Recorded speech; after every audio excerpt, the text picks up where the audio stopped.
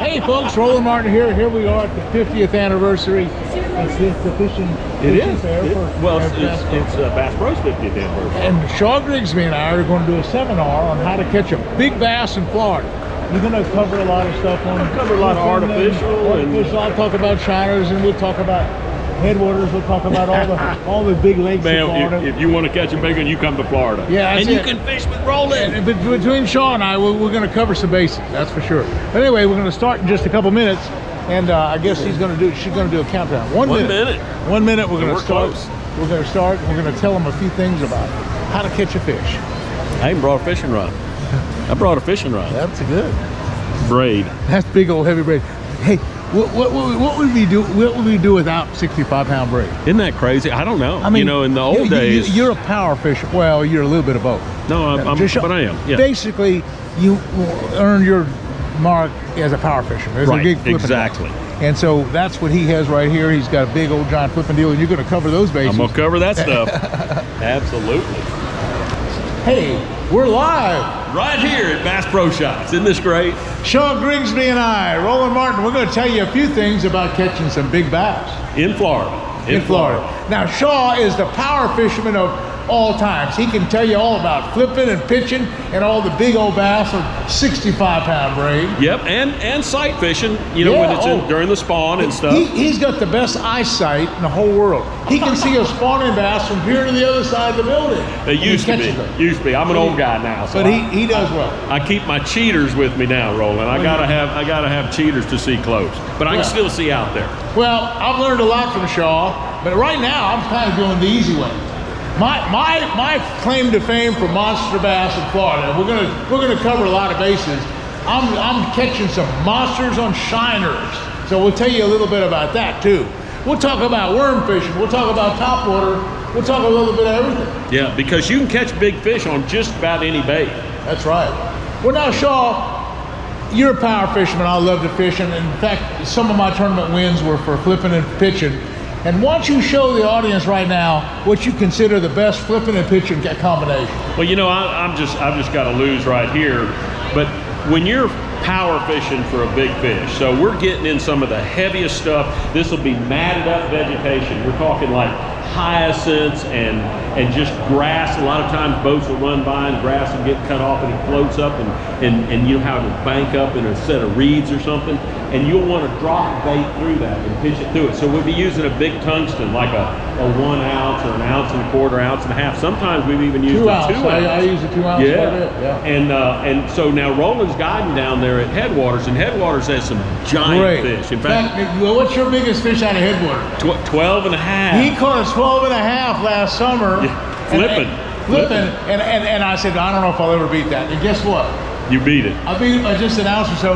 What happened? There was a big lightning storm coming up, and I'm afraid of the lightning. And I thrown a chatterbait out there in the south end of the lake, and all of a sudden a bolt of lightning hit. And I'm deathly afraid of lightning.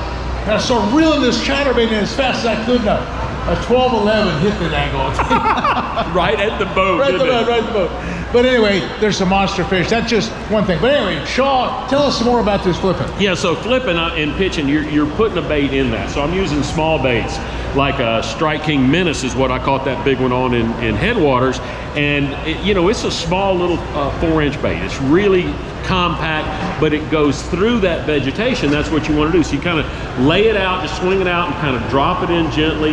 It'll fall through the mat, and those fish will lay underneath the mat. One time I took a seine, a little box seine with mesh like a net, and we went underneath the hyacinths and we kind of shuffled it. I was with Glenn Lau, and we pulled it out, and it's got all kinds of little eels, sirens, and they got the crawfish and all that. So this is what and the minnows and all, they all hang in the root systems of this vegetation that's on top. So when your bait comes through, it's like one of those broke loose, like a little crawfish came out of it and they attack it. And sometimes, and I know you've had this bite too, where you shake it and it comes through and the whole mat goes boop, boop, boop, blows up like that, and that's when your heart starts beating. You're like, oh my gosh, he's got it. Now, one thing that I know you're going to mention, but I'd like to mention, the second that bait breaks through that top canopy, they're probably looking up at it anyhow, and they're probably only a couple inches down. So what happens? Within 1 second of when it breaks loose, you get most of the strike. Yeah. So unless you're ready, unless you got the rod in the right position, unless you're set up and mentally ready, you're going to miss it. Yeah. I'm more now, and this is different because you've got anglers that love, and professionals that love to set it fast. Okay, I'm not one of those guys. So I get that bite, and I'm one of those guys that I want to be in control of the situation. So I'll drop it through, and then boom, he'll hit it, and I'm like, okay, I get my hands right here, and then I'm burying. But I know my line's starting to get tight. You kind of feel it, and then you hammer him. So I'm never one to jerk real quick, because a lot of times I jerk quick.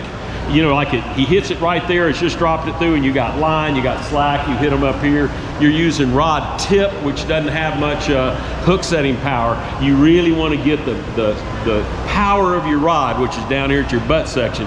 You want to get it involved in your hook set. So you want to have it down here and just bury them, and then you can catch them. Well, a lot of people don't realize the second the thing falls through the canopy is when most of the really good fish bite. Yeah. And they're not expecting that. And so they're looking around, and all of a sudden the fish has run 5 or 6 foot. You don't want to have that happen, because there's bulrushes down there, there's all kind of other logs and stuff.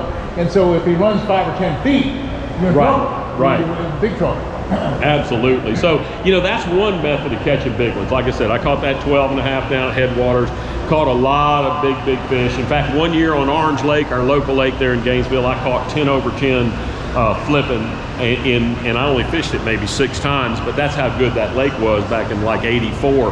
But so flipping's a great way to catch a big one. But there's a lot of ways to catch big ones. 2 big tournaments in a row, you went into that black far well above the bridge there in Rayburn, and found these spawning bass 2 years in a row, and just destroyed the field. It was fun. That was a big deal. Yeah, Rayburn was real good. But the cool thing about that, and you can do that when you have clear water, you can do it up here. There's some great, from Table Rock and all that, where you have clean water, where you can go down the bank and you just look, and you take it easy and look, and you spot a big one, that could be the biggest fish of your lifetime. Now those big ones come up, shallow and spawn, but they're like a big buck. After that they disappear. So that may be the only time, like you go for a big buck during the rut, maybe the only time when you can see him during daylight hours, you can see him and get him and have an opportunity to kill him. It's the same thing with a bass.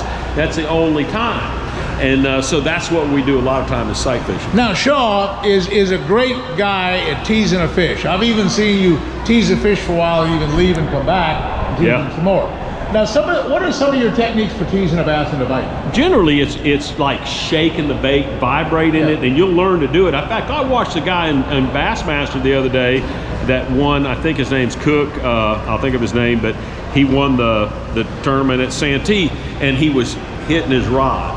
And that rod would make that bait vibrate. And I learned to do it without hitting the rod, just vibrating it. But what you want is that bait to act alive. So it's down there in the bed and it's quivering, so it looks like it's feeding on the eggs, and they get all fired up, and they get up there, and then they pick it up and leave and get it out of the bed. Sometimes they eat it, sometimes they're picking it up. I've had them pick it up by a little claw and carry it off and spit it out, and then I throw it back in there again. They go in there, pick it up again, they carry it out. And finally they'll suck it down.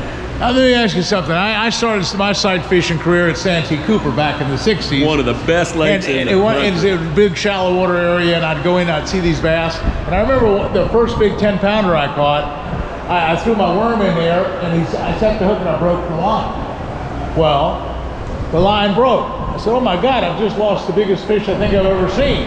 However, I watched that fish, it swam out into the pond, and after about a half an hour, it came back to the bed again. That's right. And I said, wait a minute, I might have another opportunity. And sure enough, at 4 o'clock that afternoon, after hooking him another time, after hooking a second time and I still lost him, I finally hooked him the 3rd time, and it was my first 10-pound bass. That's awesome. But I mean, the point is, Three times the charm. When the bass are spawning, I'm going back 50 years now, folks, but when the bass are spawning, it's the same great game fish, whether it's Connecticut or California, whether it's Florida or if it's the Table Rock. These fish are on the bed, they're going to protect that bed. You can tease them into fishing 100% of the time. A lot of people give up. Well, it's close. So many anglers give up. They say, those bass are spawning, I can't catch them, they won't bite. Yeah. Well, we know that's not true. I've had a few that were so aggravating you just couldn't spend the amount of time on them. But yes, you can aggravate most of them into hitting, and that's what's really cool. Here's this little kid, and he said, how do I catch a big one? I want to catch a big bass. And I said, well, dude, the best thing you can do is throw shiners, And he said, and I still do today, and we catch giants. And I think that's really cool. But Roland really showed the world how to do that. Well, I tell you, I went to school as well as Shaw. We've all had some training. And I took biological sciences in school. And I learned a little bit about ichthyology, about how to keep fish alive. And when we started with the bass tournament trail, remember we had the catch and release back years ago, and we had keeping fish alive in the live well, and I kind of helped pioneer that. So I got into using salt, regular salt, which helps the slime growth. Right, absolutely. It promulgates the slime on the fish, and it keeps the infections out. And then I started working with pure oxygen. See, that's the other thing. These live wells that we use today are good for just a few fish, but like when I fish down at Lake Headwaters Lake, I'm going to use 10 to 15 dozen shiners a day, maybe 100 pounds of bait, and so I need oxygen. So that's one thing. The other thing I need chemicals to kind of keep the bacteria down. Right. And there's what we call a gram-positive bacteria. And it's killed by things like copper sulfate, it's killed by things like aquaflavin and different kind of chemicals. And what it does, it kills the bacteria that makes the fish sick, that you get tail rot, you get the scales falling off. Right. All the things that happen with shiners and bass in general is, now you can put catch and release. If you don't know anything about chemical, go in the store and get some good catch and release by Jungle Lab. Jungle Lab. It's the absolute best. And it has methylene blue in it, and it has salt in it, and it has all these things that I'm talking about that help. A little hypno to calm them down. It's really nice. Yep. Now the other thing I use quinaldine to actually tranquilize the fish. I put a few drops of that in there. And now I got 100 pounds of bait in the live well, and they're all calm, and they're not beating around, and they're not killing themselves. So anyway, I really got into it. So here's the deal with shiner fishing. Whoever has the best and the most bait is going to win. In Florida, I can fish more than one rod, and so I'll take out, say, a husband and wife. Well, let me stop you real quick. Because we're gonna put these rods out, so you carry on right there. But do you use balloons? Do you use free line, or do you use? Some people use water hyacinths as a bobber, but I use them all. I use all that. Okay. I use all that. I do a lot of free lining in the open areas. I do a lot of bobber fishing, and I do a little bit of everything. And I do a lot of drifting. I do a lot of still fishing. Okay, but the main thing is I do, because I have so much bait and it's so lively and it's so fresh that now I can have the husband in the back of the boat and the wife in the back seat, and I'll rig up a couple of more rods, maybe 2 or 3 other rods, and as I get a strike, I said, here's one here, who wants it? Who's the designated angler? Like when you're saltwater fishing, tarpon fishing, there'll be one designated angler. Right. Whichever rod goes off, you be the designated angler. You're the man, grab it. So I'll have these other rods. Who's the designated angler? Who wants this one? It might be an 8-pounder, it might be a 2-pounder. But who knows? But the thing is, when you have 5 rods going and you got 12 dozen shiners, you're going to catch 50 or 60 or 70 bass. You're going to just destroy them. My favorite shiner bite is when they're out there on a float and a big bass comes up and the shiner's trying to get away. So this shiner is jumping out of the water and the float's holding it. He can't go much. And you get a 9 or a 10-pounder blowing holes chasing him. I'm gonna tell you, there's nobody that's in that boat or around that area that didn't stop with their jaw wide open going, oh my gosh, and it's boom, boom, boom, then finally he gets it. Well, now, we're talking about headwaters, and the reason why we're talking about headwaters is that lakes in Florida come and go. You've all heard us talk about Lake Okeechobee. Now, Lake Okeechobee right now is not the best lake in Florida, by far. Lake Okeechobee is down, really kind of down. The best lake in Florida, according to the creel study guys, the guys that make the creel studies every day, is the Headwater Lake. It's head and shoulders above all the other lakes in Florida, and probably in the United States. Right, it's one of the best, and it's catch and release. It's catch and release. Now here's the beautiful thing about catch and release I wanted to point out. What Johnny Morris has done for conservation is he's made catch and release a big foremost thing. He's brought conservation to the habitat restoration as part of the project too.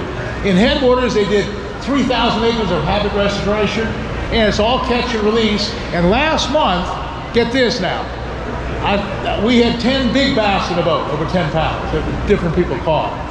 Out of the 10 monster bass, I'm talking about a couple 12s, there were several 11s, several 10s. Out of those 10 fish, 8 of them had clearly been caught before by somebody else. That's neat. Now that's a testimony for catch and release. When you start talking about big monster bass that have been caught before, for some reason there's still people out there that have the conception that will keep and eat the big ones and throw the little ones back to grow big. That's the absolute 100% wrong scenario. Those big ones are tougher and they're not as good as the smaller ones. We're supposed to eat the little ones, if anything, and throw all the big ones back. Yeah. That's a big deal. But anyway, y'all got any questions? Well, we appreciate y'all hanging out, and thank you for being here. And we're around, so we'll sign autographs and take pictures. And can we go somewhere warm? Hey, it almost quit snowing, but not really. So, anyway, thank you guys. Hey, thanks again, guys. Appreciate you coming out. Okay, so I got in.